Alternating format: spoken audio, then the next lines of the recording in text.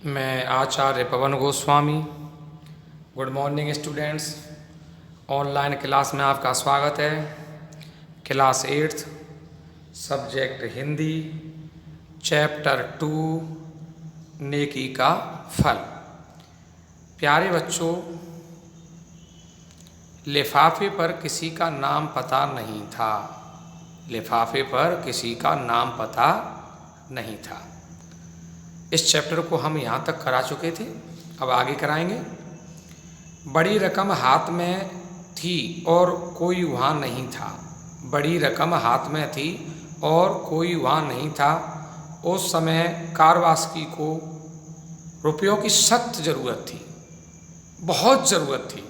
उस समय कारवासकी को रुपयों की सख्त ज़रूरत थी, सख्त ज़रूरत भी थी, बहुत ज़्यादा ज़रूरत थी। मन में कुछ ऐसा वैसा ख्याल आते ही उसने सिर झटका। उसके मन में ऐसा वैसा भी ख्याल आ रहा था कि मैं पैसों को बताऊं या नहीं बताऊं, रखूं या नहीं रखूं। पैसों की तो मुझे बड़ी सख्त ज़रूरत है। मन में कुछ ऐसा वैसा ख्याल आते ही उसने सिर झटका। एकदम उसके करंट सा लगा। उसके भीतर जैसे कोई बोल उठा, अरे कारवासकी।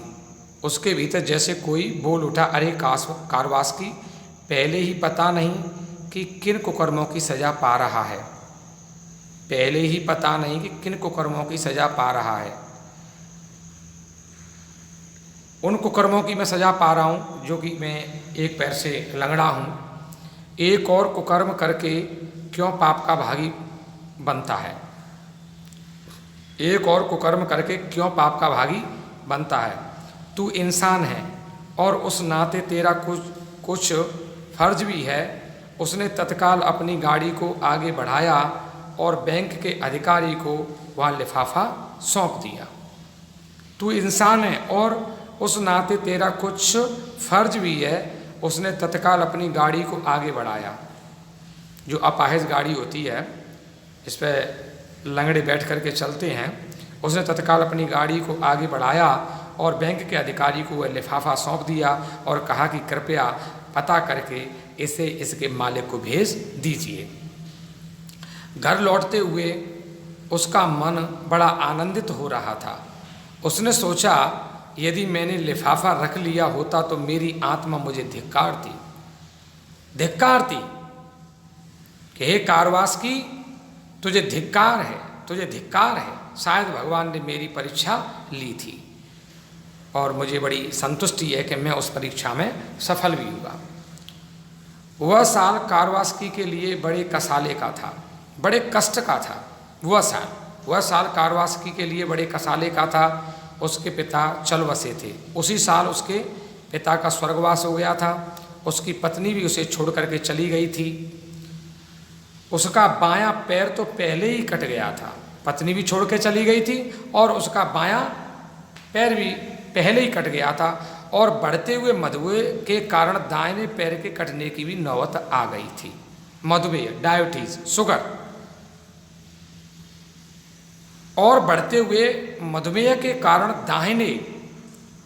दाएं यानी सीधे पैर के कटने की भी नौबत आ गई थी। कहावत है कि मुसीबत कभी अकेले नहीं आती। कहावत है कि मुसीबत कभी अकेले नहीं आती है, वो बहुत सारी मुसीबत लेकर के आती है। वैसे कहा भी जाता है कि कंगाली में आटा गीला। उसका बटुआ कहीं गिर गया और उसी वक्त कारवासकी का बटुआ, पर्स भी गिर गया था। उसमें रखी और सब चीज़ें सुरक्षित थीं, पर $150 किसी ने उड़ा लिए थे। उसमें रखी और सब चीज़ें सुरक्षित थी, पर $150 किसी ने उड़ा लिए थे। $150 लगभग 11,500 के करीब बैठेंगे। उस समय उसे जो निराशा हुई थी, उसे याद करके वह आज भी शहर उठा था। यानी आज भी उस बात को याद करता है तो उसके जेहन में, उसके शरीर में, उसके हृदय में कभी आ जाती है। पर संयोग देखिए, तभी अनायास अचानक उसे $80 मिल गए। $80 मिल गए, लगभग यानी 6,000 रुपये के करीब बैठेंगे। तभी अनायास उसे $80 मिल गए। यह रकम उस व्यक्ति ने भेजी थी जिसका $300 का यानी लगभग 22,500 का लिफाफा जो बैंक में रह गया था और कारवास्की ने उसे बैंक अधिकारी को सौंपा था।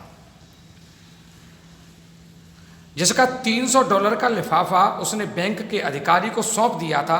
निराश होकर जब वह व्यक्ति बैंक के अधिकारी से मिला तो उसका खोया हुआ लिफाफा उसे सुरक्षित मिल गया था।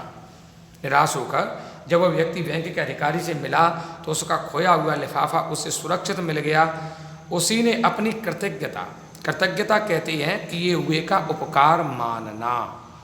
कृतज्ञता कि ये हुए का उपकार मानना, उसे कृतज्ञता कहते हैं कि ये हुए की भलाई मानना। सीधी सी बात ही है। उसी ने अपनी कृतज्ञता उपकार व्यक्त करते हुए $80 पुरस्कार स्वरूप भेजे थे। $80 पुरस्कार स्वरूप लगभग 6,000 रुपये भेजे थे और स्थानीय समाचार पत्र में उस घटना का विस्तृत विवरण दे दिया था। यानी ये घटना स्थानीय समाचार पत्र में भी छपी थी। शायद उसे पढ़कर ही लिल मिलन ने उसका चुनाव किया था। संसार में भले आदमियों की कमी नहीं है, उसने सोचा। चलचित्र की भांति यह सब कुछ, चलचित्र यानी सिनेमा, पिक्चर, फिल्म, उसने सोचा चलचित्र की भांति यह सब कुछ कारवास्की की आंखों के सामने घूम गया। चलचित्र की भांति यह सब कुछ कारवास्की की आंखों के सामने घूम गया। सिनेमा की भांति, चलचित्र की भांति, फिल्म की भांति, ये सारा की सारा जो सीन था वो उसकी आंखों के सामने घूम गया। जब लिल मिलन ने ये कहा कि आप चुप रहिए, आप कुछ कहो या मत कहो, मैं आपके बारे में सब कुछ जान चुकी हूँ, अखबार से जान चुकी हूँ। तब ये बात कही तो जो 8 साल पहले जो घटना घटी थी वो सारी की सारी घटना एक सिनेमा की भांति कारवास्की की आंखों के सामने घूम गई, आ गई। वह खोया खोया सा बैठा रहा। फिर आंखों से टप टप आंसू गिरने लगे और रह रहकर बदन कांपने लगा। और उस बात को याद करके उसकी आंखों से आंसू गिरने लगे और उसका बदन कांपने लगा, लेकिन डर के मारे नहीं, उन चीज़ों को याद करके कि वो पल कितना मेरे परीक्षा ले रहा था। भगवान मेरी परीक्षा ले रहे थे, लेकिन भगवान ने मेरे पर कृपा की कि मैं उस परीक्षा में सफल हुआ। लिल मिलन उसकी यह अवस्था देखकर द्रवित हो उठी। उसके प्रति दया भाव जागृत हो गया, द्रवीभूत हो गई। वह कारवास्की के चेहरे पर निगाह गड़ाए रही। कारवास्की के चेहरे पर निराली मासूमियत थी और आंखों में अद्भुत प्रेम छलक रहा था। बार बार लिल मिलन उसकी चेहरे की ओर अपनी निगाह गड़ाए रही। कारवास्की के चेहरे पर बहुत ही निराली मासूमियत दिखाई दे रही थी और आंखों में अद्भुत प्रेम छलक रहा था। कुछ देर और रुककर और उसे धन्यवाद देकर लिल मिलन चली गई, मानो अभी उसका मन नहीं भरा हो। चली तो गई पर लेकिन ऐसा लग रहा था कि उनका मन नहीं भरा है। वह दोबारा कारवास्की के पास पहुंची। इस बार उसके लिए एक स्वेटर, एक कमीज, लॉटरी की कुछ टिकटें और $500 लेकर आई थी। $500 लगभग 37,500 बैठेंगे। इस बार उसके लिए एक स्वेटर, एक कमीज, लॉटरी की कुछ टिकटें और $500 लेकर आई थी। भावना से अभिभूत होकर बोली, मेरे प्यारे भाई, ये छोटी सी भेंट है, भगवान तुम्हें बहुत कुछ देंगे। कारवास्की के आश्चर्य का ठिकाना न रहा। वह सोच भी नहीं सकता था कि इंसान होने के नाते उसने जो कुछ किया था उसका उसे इतना बड़ा पुरस्कार मिलेगा।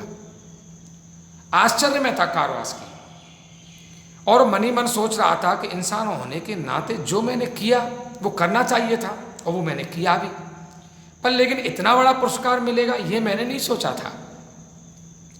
अपने अंतर के ज्वार को जैसे तैसे रोकते हुए बोला। ज्वार यानी भावनाओं का ज्वार होता है, भावनाओं का उठान। अपने अंतर के ज्वार को जैसे तैसे रोकते हुए बोला, बहन, जब तक इस धरती पर आप जैसी देवियां मौजूद हैं, इसकी धुरी टूट नहीं सकती। ए बहन, जब तक संसार में आप जैसे लोग रहेंगे, तब तक इस संसार की, इस धरती की, धर्म की धुरी कभी नहीं टूटेगी। यह धरती कभी भी रसातल को नहीं जाएगी और ये धरती जहाँ है वहीं बनी रहेगी। नहीं मेरे भाई, लिल मिलर ने रूमाल से अपने आंसू पोंछते हुए कहा, क्योंकि इस समय लिल मिलर बहुत ही भावुक हैं और कारवास भी भावुक है। नहीं मेरे भाई, लिल मिलर ने रूमाल से अपने आंसू पोंछते हुए कहा, धन्य हैं वे जो स्वार्थ में अंधे नहीं होते और प्रलोभनों के आगे नहीं झुकते, प्रभु सदा उनके साथ देते हैं। स्वार्थ, प्रलोभन, प्रभु, लालच, लोभ। धन्य वे जो स्वार्थ में अंधे नहीं होते और प्रलोभनों के आगे नहीं झुकते, प्रभु सदा उनका साथ देते हैं। प्यारे बच्चों, हमें इस चैप्टर से यह सीख मिलती है कि ईमानदारी हमें आंतरिक प्रसन्नता के साथ साथ यश और पुरस्कार भी देती है। ईमानदारी, ईमानदार जो व्यक्ति होता है उसे अंदर से प्रसन्नता तो होती है, परंतु उसकी कीर्ति, यश भी फैलता है, वो संसार में प्रसिद्ध भी होता है, फेमस भी होता है और पुरस्कार का भागी भी होता है। ईमानदारी हमें आंतरिक प्रसन्नता के साथ साथ यश और पुरस्कार भी देती है। इसलिए कठिन परिस्थितियों में भी हमें अपनी ईमानदारी और अच्छाइयों को नहीं छोड़ना चाहिए। चाहे कितनी भी कठिन परिस्थिति क्यों ना आ जाए, लेकिन हमें अपनी ईमानदारी और अच्छाइयों को नहीं छोड़ना चाहिए। उसे भगवान का वरदान समझना चाहिए और ये समझना चाहिए कि भगवान हमारी परीक्षा ले रहे हैं और हमें इस परीक्षा में सफल होना है। वैसे कहा भी गया है कि honesty is the best policy, ईमानदारी सबसे बड़ी नीति है। तो इसका ध्यान करते हुए हमें स्मरण करना चाहिए कि हम अपनी ईमानदारी और अच्छाइयों को बनाए रखें। प्यारे बच्चों, आपका यह चैप्टर समाप्त होता है। अब हम अगले राउंड में इस चैप्टर की एक्सरसाइज कराएंगे। तब तक के लिए जय सीताराम।